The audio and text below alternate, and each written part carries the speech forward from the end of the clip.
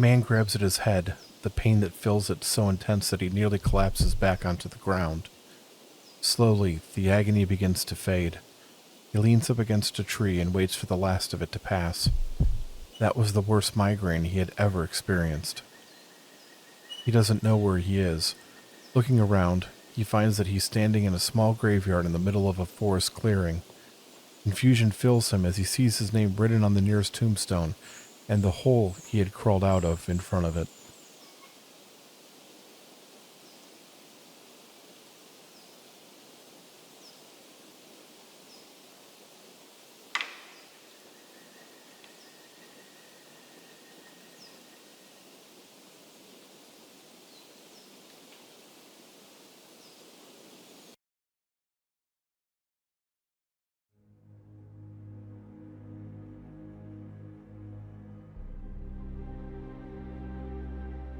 The nun smiles as the man thanks her profusely for her advice. He had found himself led astray and not knowing which way to turn, but now he feels a great burden has been lifted. She hugs him and wishes him well. Once he has left the room, the nun reaches into the sleeve of her robe and removes a long knife. She stares at the reflection of the candles on the blade before going to look for a victim. She had just performed a good deed after all, and the universal scales must be balanced.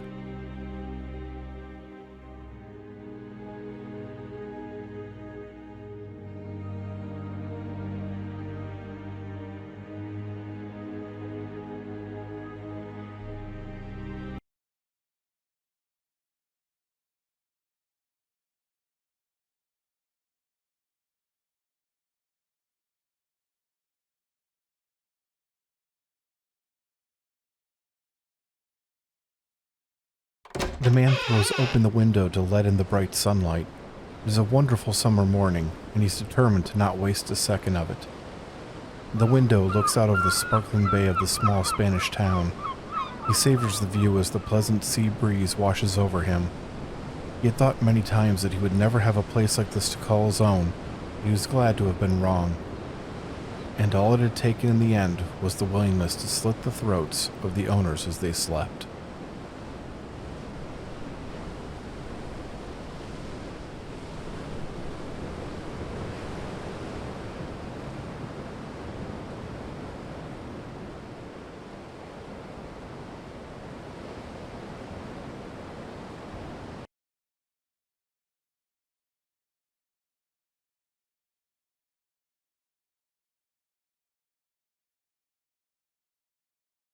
The man holds the red container over his head and pours the gasoline onto his body. He makes sure that every inch of himself is soaked with the fluid before dropping the container. Reaching into his pocket, he retrieves a small lighter from it. The moment the fire touches his clothing, he bursts into flames. Death is fleeting. It takes him for just a moment before releasing him. He climbs out of the ashes of his old body and goes back out into the world, once again seeking a way to finally find the end.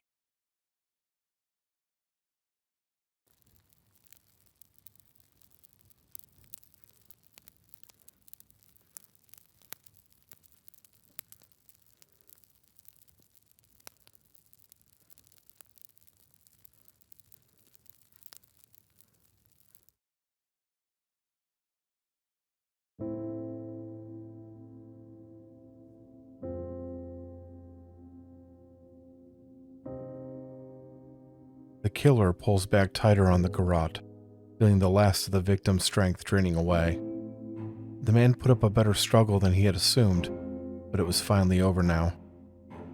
Tongue rolls out of the mouth as the body slumps down onto the bedroom floor. It is a wonderful moment. He has waited for it for so long. He is roused from the daydream as he arrives at the man's house. It is time to turn dream into reality. He smiles to himself.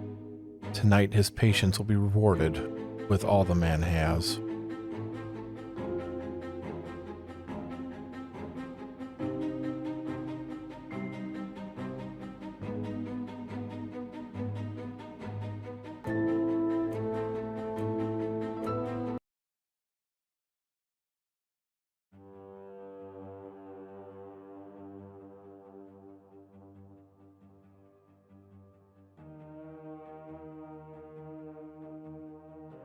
The grandfather pulls the needle through the cloth as he finishes the stitch.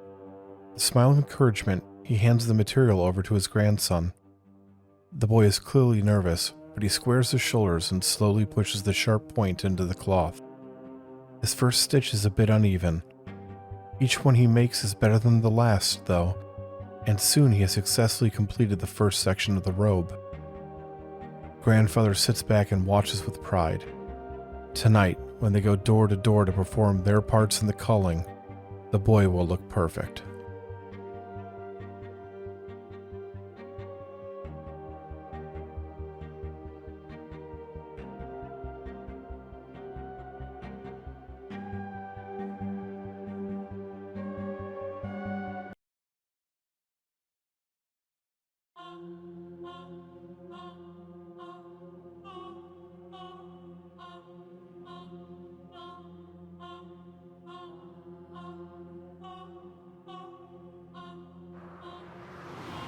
The man approaches the side of the road.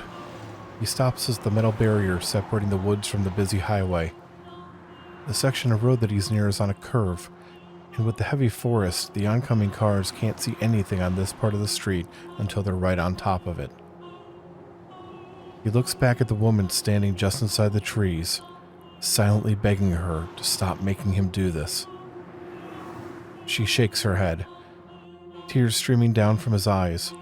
He steps out onto the road as he hears the truck coming around the curve.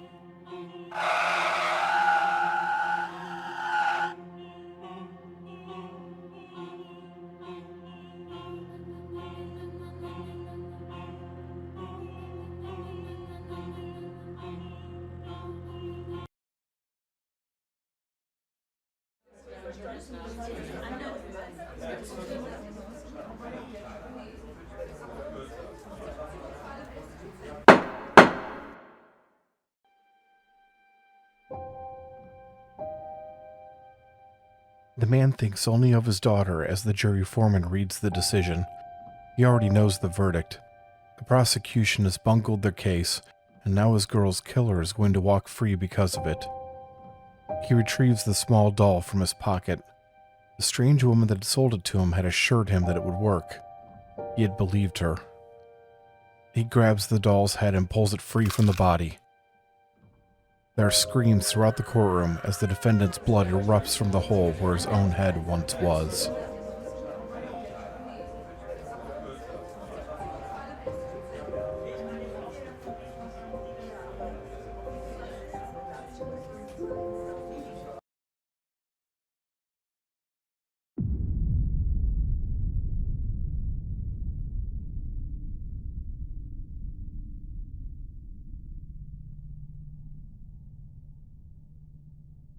The last of the blood drains from the corpse's throat into the small wooden bowl. The man picks it up and retrieves a brush from the table. Being careful not to spill any of the ichor, he slowly paints a complicated symbol on the cold stone floor. When he finishes, he places an intricately carved puppet into the circle and proceeds to draw the same symbol on the puppet's head. The man lights a candle and chants slowly, speaking words both ancient and forbidden. There is a cracking noise, and the puppet begins to scream.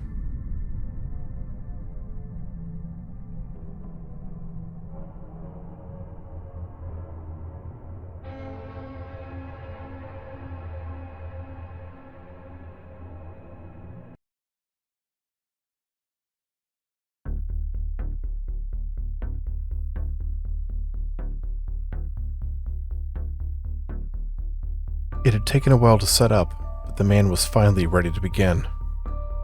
He checked to make sure that the camera on the tripod was positioned correctly. He then went over to his laptop and notified his followers that the live stream would begin shortly. Over the past few weeks, his number of viewers had steadily declined, but this was guaranteed to get him over 1 million views. He would give them something that they had never seen before, and he would become famous. Taking a deep breath, he wrapped the noose around his neck and pressed start.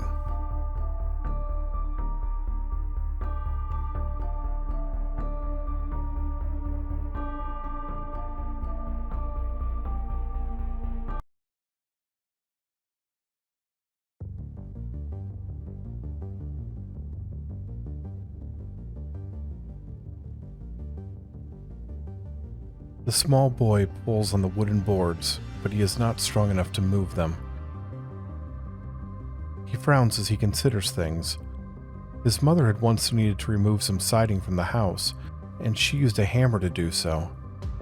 Nodding to himself, he goes into the garage and retrieves the tool. He uses the claws to pry the boards loose from the bottom of the old shed.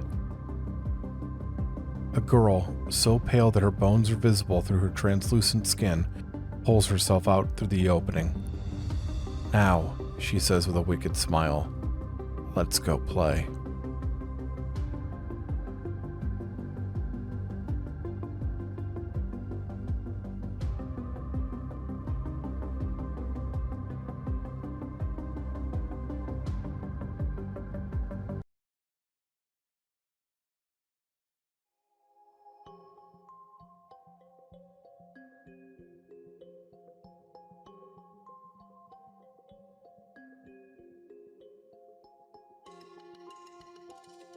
The spirits fill the large room, their loud wails bouncing off of the stone. The woman stares at the ghostly gathering before closing her eyes and moving forward. There are hundreds of spirits here, but she only seeks a particular one, and it's impossible to see it in the group. She trusts that her other senses will guide her. She smiles tightly as she hears a particular scream. She would recognize her husband's voice anywhere. Reaching into her robe, she retrieves a small bag of ingredients. This purgatory is too good for him. It's time to send him to hell.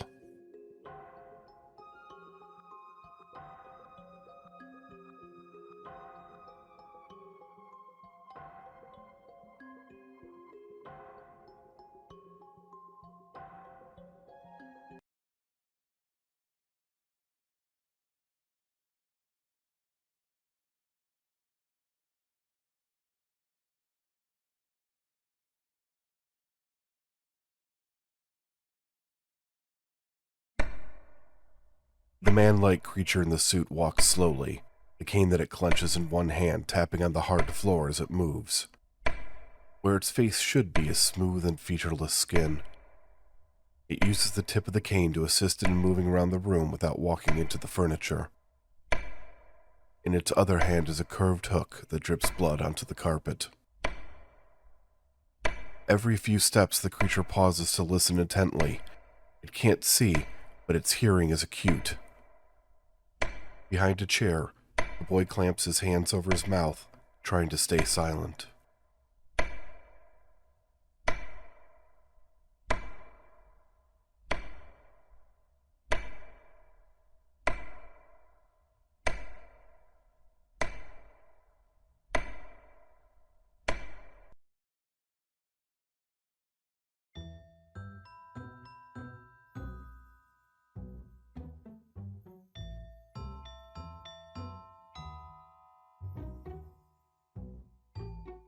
The twins walk down the stairs as they hold each other's hands.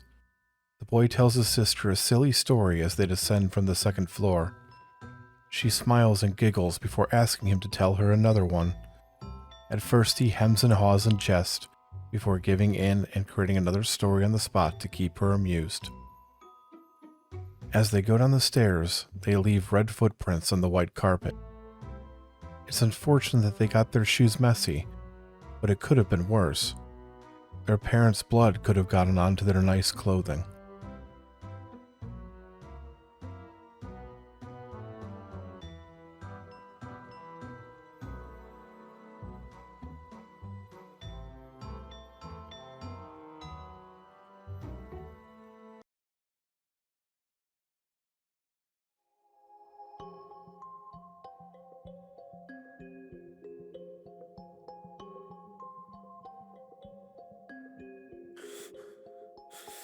The prince roams through the dark hallways of the manor, the sounds of battle echoing all around him. He doesn't know why the people have risen up against his father, but at that moment it doesn't matter. All that matters is that he gets far away from here before they tear him to pieces.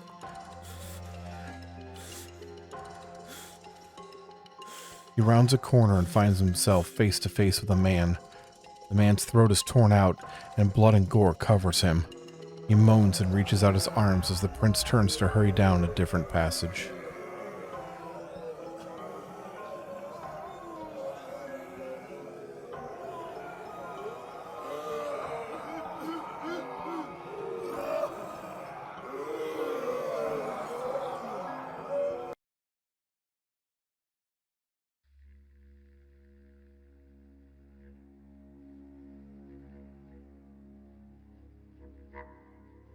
A woman in the black dress watches as the body is dragged to the edge of the pit.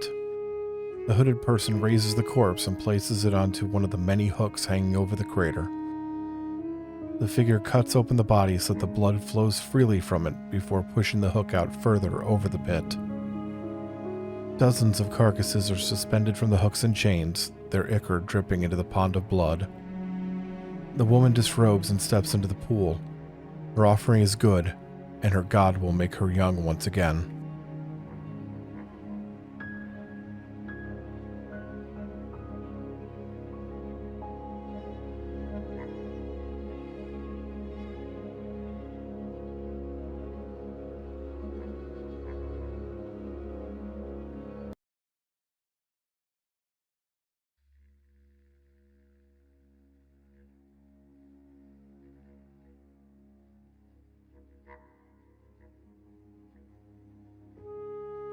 The line moves slowly.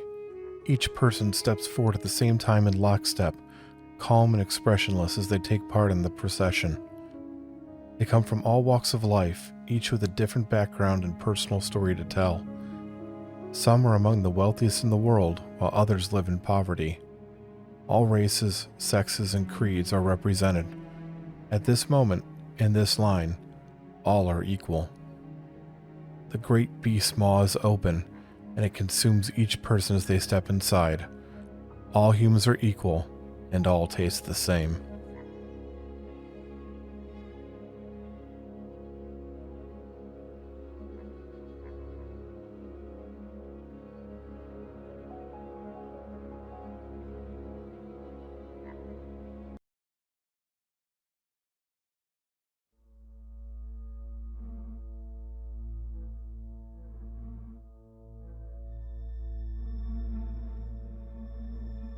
The soldier walks out towards the middle of the battlefield, his arms extended outward towards the sides. He moves slowly as he crosses the distance between the two armies. For the first time, the battlefield is silent. The opposing archers don't release their arrows. The soldier knows that the sight of an unarmed person walking through no man's land must be confusing. He also knows that soon an officer will order them to fire, and he will die when that happens. It will also release the dark spirits inside of him. He smiles to himself. Everyone will die with him.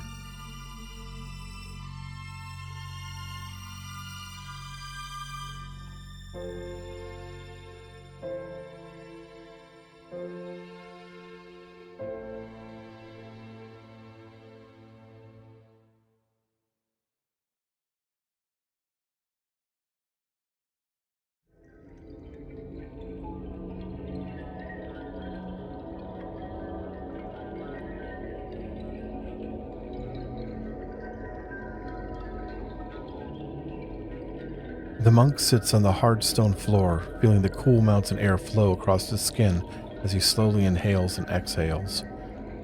For years he has sought personal enlightenment, to be at one with himself, and here, in this moment, he is closer than he has ever been.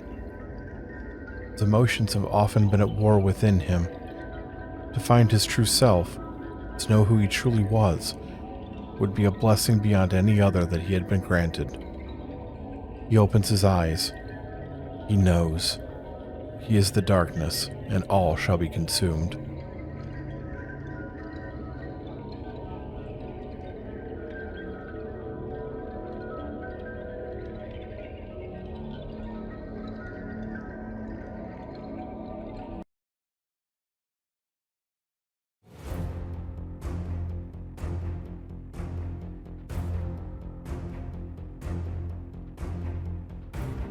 The brave warrior stands against the angry mob, his hands clenched around the handle of his sword. He is greatly outnumbered. If he were a lesser man, he would be doomed. He calls upon all of his courage and skill. His muscles crowd in exhaustion, but he forces himself to continue. To yield means death. Finally, the last of his would-be assassins falls to his sword. The warrior puts its tip into the ground and takes a moment to rest. He smiles broadly. Now that the defenders are dead, he will have the pleasure of cutting down the innocent.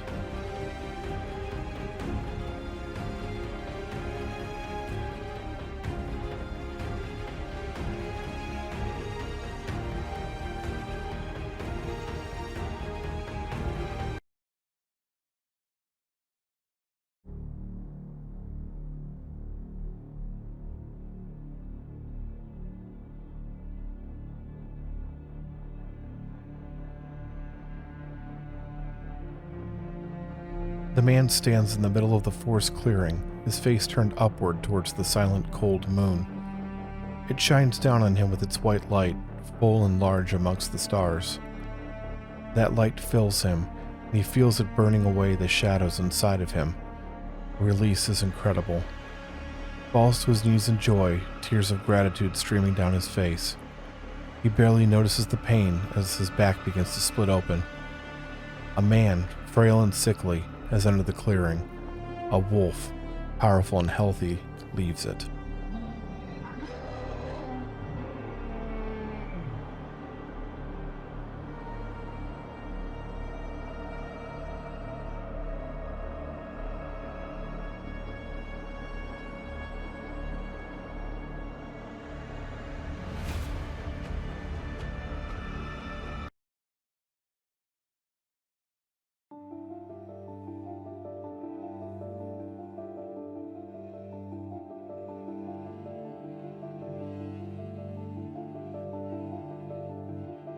The words whisper through the woman's head as she gets out of bed. She's been hearing the voice for weeks, but it's never been this clear before. It beckons to her, leading her out of her room and down the stairs. She opens the front door. The yard is bathed in soft blue light. She knows that she should be scared, but the voice tells her that everything is fine and as it should be. She smiles calmly, and that smile stays on her face even as the giant tentacle reaches down from the sky and wraps around her body.